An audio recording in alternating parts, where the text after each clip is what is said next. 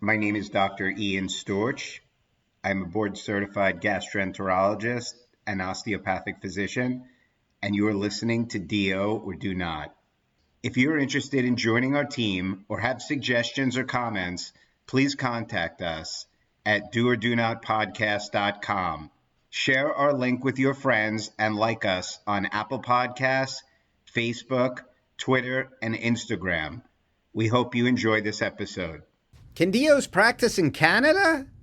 Can they get privileges in the country even? Can they only do manipulation? Can they prescribe medicine? Can they do surgery? What does practice in a Canadian healthcare system look like for a DO from the US if it can happen? If you want to know the answer to these and other questions, stay tuned. I'm Curtis Wilkerson, an incoming medical student at the Michigan State University College of Osteopathic Medicine, and I'll be your host for today's episode. My guest is Dr. Min-jae Woo. He graduated from Touro College of Osteopathic Medicine, did his family medicine residency in Pennsylvania, and completed a fellowship in osteopathic neuromusculoskeletal medicine. He's board certified in family practice and neuromusculoskeletal medicine in the U.S. and family medicine in Canada, where he works as a family physician focused on pain management. We'll talk about his path to practicing in Canada, how osteopathic medicine shapes his work, and the pros and cons of Canada's healthcare system, plus advice for new docs. Here we go. So, Dr. Woo, thank you for joining me today. In the United States, we have a perspective on the Canadian healthcare system that it's kind of a socialized system where it gives universal coverage, but sometimes limits access to specialty care. There's very long wait times with surgeries, and that's something that we don't necessarily have in the United States. Could you speak about this as a family practice physician in Canada, how you feel your practice, for better or worse, compares to your counterparts in the U.S.? That was something that I had to get used to in Canada, definitely because of universal healthcare here. Sure, it's a lot of people have access to healthcare, but it can take a little bit of time. So it's not unusual for an MRI to take 6 to 9 months. It's not unusual to wait 6 months to a year to see a specialist. So it does put me as a family physician in a trickier situation that I had to get used to being in Canada as opposed to being in the States where things were moving a little more faster. And of course, I had other challenges in the States, but it was a different situation here. Being aware of all of the resources around here where I could send different patients to was definitely helpful. Telehealth here in Canada started to become more well used, and that did open up access to certain different specialists, different resources out there. But still, I would have to say getting certain surgeries done, getting imaging done can still be quite a bit of challenge in Canada. I guess the big thing is for pain. Right? If someone needs an MRI for the back because of ridiculous symptoms that they may have, even if I order an MRI, it could take months to get some results. And even if I do get a result and it shows that they have pretty bad radicular impingement or whatnot, getting back surgery done can take over a year to a year and a half here. It's being able to navigate that, being able to offer help to the patients. Those were definitely big challenges that I had to overcome here. That being said, because it is universal healthcare, I am able to see a lot more patients. All the patients, whether they have some financial burdens or not, it wasn't a big hindrance for them to come see me. So that was nice in that way. So there's pros and cons to both, I feel. Wow, so it's true that patients will have to wait an extended period of time to get surgery done. Yeah, I mean, if something's really urgent and they go into the hospital to the emergency room, things can move quickly, but for elective surgeries, elective procedures, yes, they can take some time. When you decided to go to Canada to practice medicine, was it difficult for you to get licensure there? Were there any issues with you having taken the COMLEX in medical school? Run us through that process. If you wanted to do your residency in Canada, you definitely need to do your USMLE and not the COMLEX. But for me, I did my residency in the States and I was board certified in family practice. So all I needed was my American Board of Family Medicine, not the American Osteopathic Board of Family Practice. So I needed the ABFM to be able to go and transfer my credentials to Canada. That was a big thing, which in the beginning I wasn't aware of because I actually did my American Osteopathic Board of Family Practice first. I got that, and then I found out that it's not transferable, so I had to take the American Board of Family Medicine exam, get board certified with them, And then I was able to get that process going to transfer into Canada. The whole process, though, can take some time. I heard that they streamlined it now, so it's a little faster. But for me, I would say it took a little under a year. All the paperwork done. There was a lot of back and forth communication with Canada that I had to do.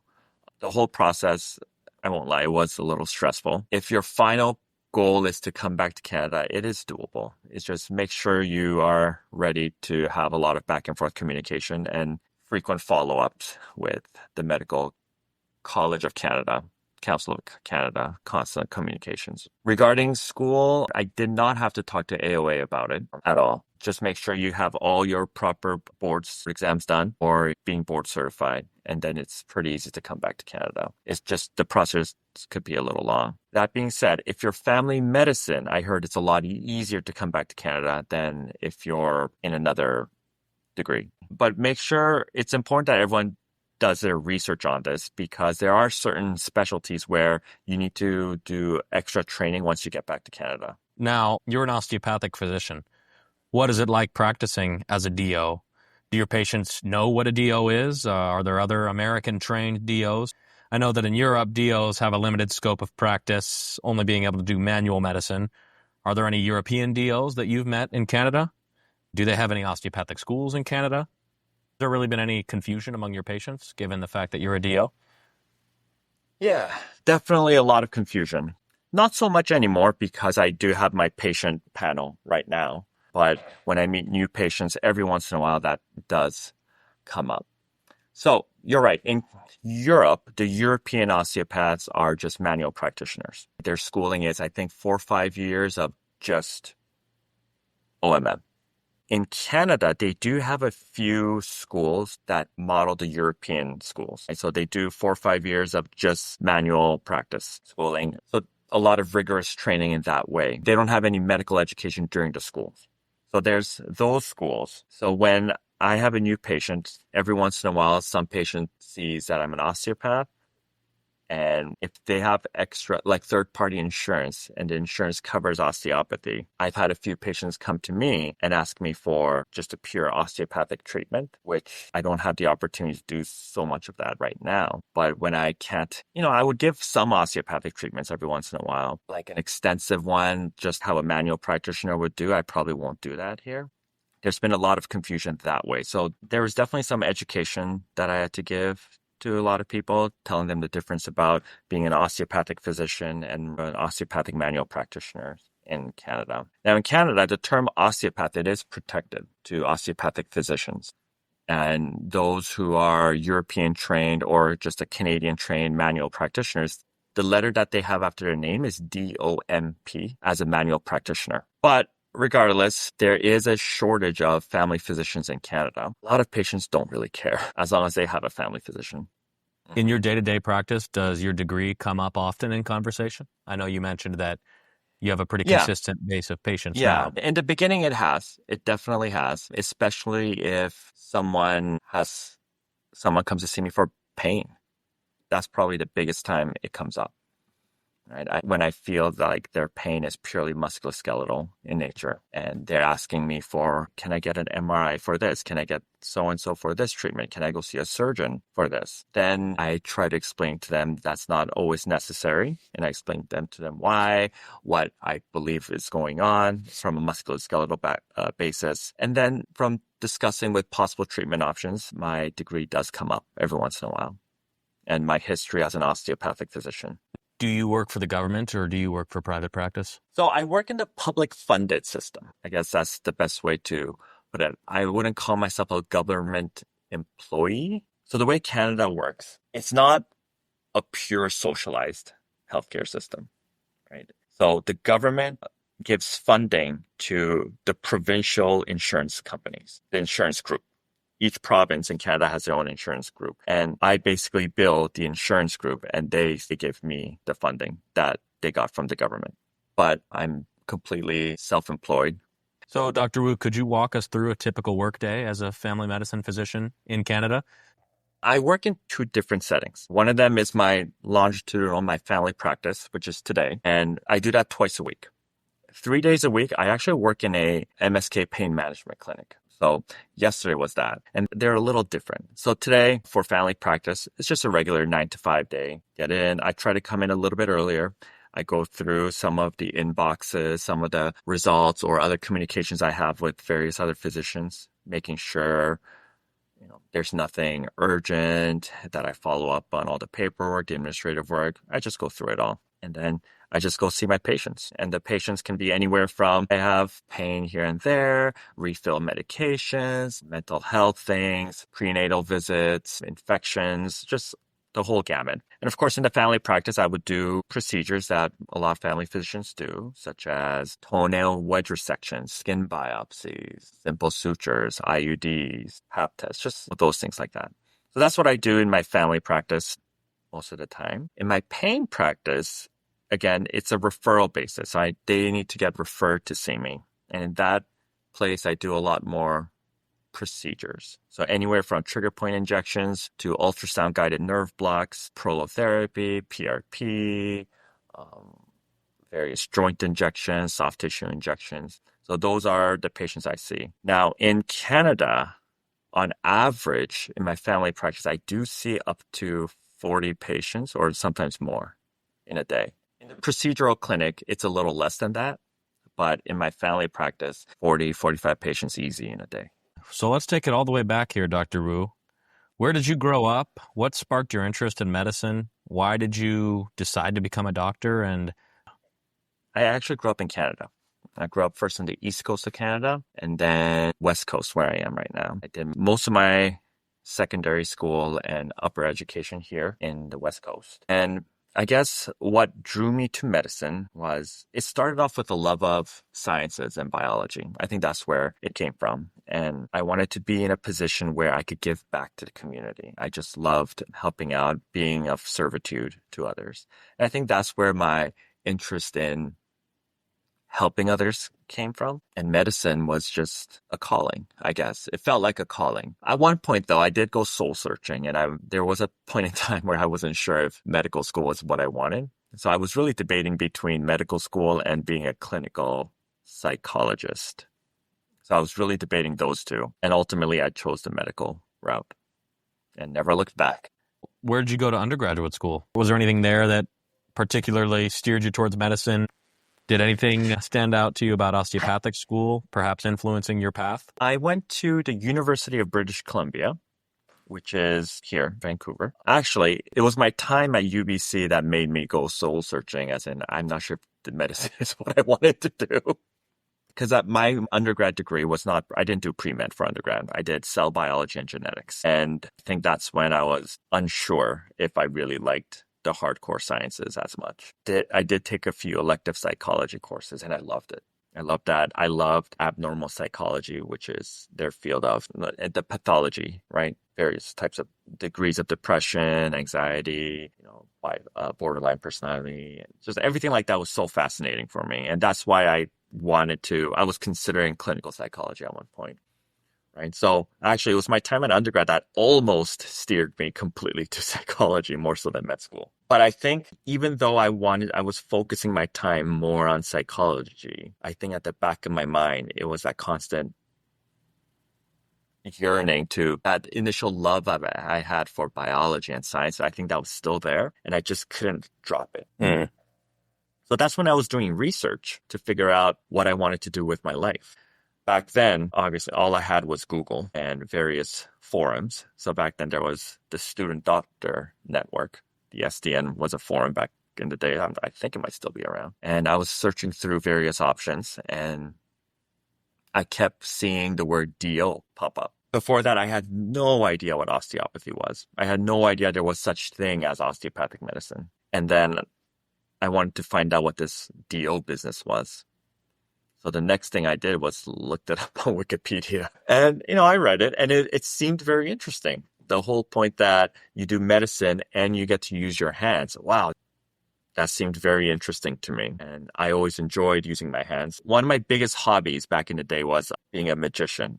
I did a lot of magic shows and things like that. It helped pay through part of my college and university and things like that. So The whole point of doing sleight of hand. So I loved using my hands. So the thought of, oh my gosh, I get to use my hands. I read more into it and I felt like it resonated more with what I wanted to do. The philosophy of it was different from regular allopathic medicine. And I guess that's what really attracted me more towards osteopathic medicine. Between the gap of when you said you had a hobby and when you said you were a magician, I thought to myself, this is going to be good. So what drew you to the specific program you chose? And how did that decision connect to your eventual practice in Canada? It's interesting how life's opportunities arrive in such mysterious ways. I think when I started medical school, I knew I wanted to do family medicine. I think I came in wanting to do family medicine just because felt like that was the best way I could serve the community more. So right from the get-go, I knew family medicine. It was, in fact, during med school, that's when I really started to consider maybe I want to do neuromusculoskeletal medicine, NMM. So there was a lot of back and forth in my mind all throughout med school until year 4. And the reason why I ultimately chose FM, so I did my +1 afterwards. I did do a +1. So the reason why I chose FM first and then decided to do ONMM afterwards was because of A.T. Still's story, how he was a physician first, and then that's when he started to incorporate more as he was developing osteopathy. And I felt like that was a good balance. That's the way I really wanted to do. Be able to be really familiar with allopathic medicine, to know when it's appropriate to include osteopathic medicine and how it could complement each other and really give a full spectrum of care and support for my patients. That was why I chose the whole FM and +1 pathway. So when I decided to go to residency, I wanted a residency program that was a little more rural and not so urban, because I wanted to do more, right? I wanted to be in a position where maybe there won't be too many specialists around, in a place where the resources might be a little more scarce than a big urban setting, where more responsibility may be on the family doctors to be able to do some more things. Those were my thought process. So I chose a residency program called Guthrie in right at the border of New York and Pennsylvania, northern PA region. So one of the reasons why I chose there, again, was because they were really, really open to osteopathic medicine as well. They had their osteopathic recognition, and just talking with the program director, he seemed very excited and wanted to incorporate more OMM. So that's what really drew me to there. And I loved it. I learned a lot. And just like the program director promised, there were lots of opportunities to do OMM there as well. And then after that, to do my +1, I went to Maine, Bangor, Maine, to do my +1 in ONMM part of my program, my training. The reason why I chose there was because they had a good incorporation of sports medicine, where you would see a lot of athletes, which was always interesting to me. And also they had access to a dissection lab where you could also dissect cadavers again. So that's the reason why I chose that program. When you were in osteopathic school, did you get involved in any sort of unique extracurriculars, any sort of research? Was there any key people, maybe some friends, professors, or mentors who shaped your time there? And where did you do your clinical rotations, and how did that influence your path? So when I was in medical school, probably the club I was involved in the most was the SAAO, the Student American Academy of Osteopathy. I loved every moment of it. I loved being part of it. I loved going to Convocation, where they do, it's their osteopathic conference in the States. Unfortunately, I couldn't be there right now, but I loved being part of that the most. I think there were a few teachers, professors there who definitely shaped me. There were a few family physicians who you just meet and you shadow a doctor, and the first thought that goes to your mind is, wow, I want to be like him. There were a few doctors like that. Other doctors who were my OMM professors. Again, like, wow, they know so much. How do they know so much? I want to be like them. Definitely shaped me. My urge to know more, to become a better version of myself, to be able to emulate them. That's why I think it's so important to have role models, a mentor, someone that you can look up to, strive to become better. Certainly. I agree 100%. A good mentor can be very powerful. So once you finished up your residency, how did job hunting go? Oh, yeah. So once I finished, my +1, So once I finished my +1, I wanted a little more experience being independent. So I actually worked there was a walk-in urgent care there. I worked at for a little bit while I was finishing up the process of trying to go back to Canada. And it wasn't, so like I said, there's a big shortage of family doctors in Canada. So it's really not hard to find a job. There's places hiring everywhere. So yeah, I just found a clinic that was hiring and who would be okay with hiring a brand new American trained doctor to be there. And I just started working right away. So I think after I stopped working at the urgent care and when I started working at Canada, I think there was maybe a week and a half gap. I started working right away. Finding a job as a doctor in Canada, it's not difficult. So, what have been some of the upsides and downsides of your chosen place of work? So I think getting used to the culture of medicine in Canada was definitely a challenge. Having to see, 40 plus patients in a day, you do have to limit how much discussion, how much talking I do with my patients, which was very difficult for me. In the States, when we're trained in family medicine in the States, office visits are like 20 minutes? Easy. 20 minutes is probably some of the shorter ones I had, where you get a full history, you discuss multiple things and things like that. But in Canada, there's a time limit. That's probably the best way to put it. There's a time limit to how many patients, how long we could spend time with the patient, because that would cut back on time we could spend in the subsequent patients and the subsequent patients. So there are many physicians in Canada who limits discussions to only one problem each visit. That's how some doctors up in Canada, they spend only 5 minutes per visit, 5, maybe 10 minutes per visit. So that was a cultural shift in medicine that I had to get used to. And to be honest, I'm still not used to it fully. But luckily, medicine is medicine, no matter where you go, right? What a beta blocker does in the States is going to do the same thing up in Canada. The medicine itself doesn't change. So that was definitely a big hurdle that I get over in Canada. Most definitely. I could see how that could be challenging adjusting to such a cultural shift. But on the flip side, what do you think is one of your most unique strengths, perhaps consider it a superpower that helps you succeed as you practice in Canada? Honestly, it's probably what I learned from OMM. It does give me a totally unique skill set that other physicians here don't have. I'm generalizing this a lot. There's 2 big reasons why someone would go see a family doctor here. 2 big reasons. Like acutely, pain and pus. I call it the 2 Ps, the pain and pus. So especially with the pain portion of it, it gives me another tool of being able to diagnose someone very quickly. You have so-and-so somatic dysfunction going on right now. And if it's a very simple fix from their history and from their physical exam, sure, I'll do a quick muscle energy. Sure, I'll do a quick HVLA, counterstrain, whatever, right? Fix their problems. So that kind of tool set really does help me here quite a bit. Not only that, but the osteopathic training we talk a lot about, in the philosophy of osteopathy, there's a lot of discussion about the whole mind, body, and spirit, right? And I think having that kind of training and having that kind of approach when dealing with patients gives you a different appreciation for some of the things that they may be going through that I believe some of my patients appreciates a lot.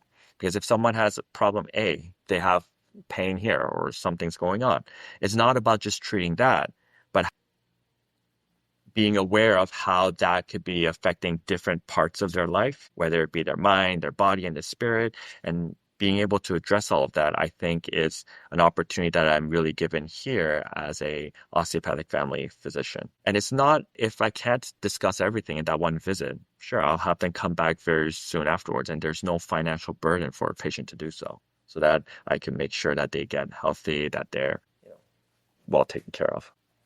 Well, it's great to hear that your osteopathic training has been of such use in your day-to-day practice. Absolutely. That's a great thing to hear. Absolutely. Dr. Wu, what's some of the best advice you've received throughout your journey, whether it's all the way back to grade school, perhaps undergrad, med school, residency, or beyond? Piece of advice that stuck with you and could add some real value to our listeners, especially those maybe who are eyeing family medicine in Canada. Something that one of my mentors have told me that was really eye-opening. So this can be taken in many different ways, but I'll tell you the way that I took it. So what it was is, don't let your grades interfere with your education. We're all here to be physicians. We're all here to be in a place of service for our patients. And only strive, and I'm not saying grades aren't important. Absolutely, they're important. But we want to make sure that we are enjoying what we're learning and we are really getting well educated with what we're being taught, not only striving to have the best grades. Basically, what I'm trying to say is being able to put your heart into it to really be able to practice the art of medicine, the art of osteopathic medicine. I think that is very, very important. That's a great piece of advice. But some listeners may want something more practical. For more practicality, definitely just always continue, be able to question everything.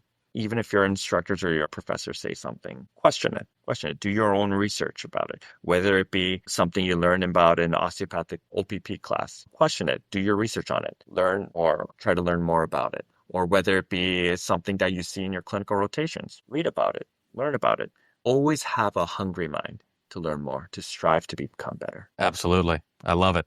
Don't let the grades get in the way of your education and never let go of the relentless curiosity. Yeah, always dig on. That's what D.O stands for, dig on. Well, Dr. Wu, thank you so much for your time today. Appreciate you sharing your advice and your experiences and your journey. Thank you very much, sir. Thank you so much.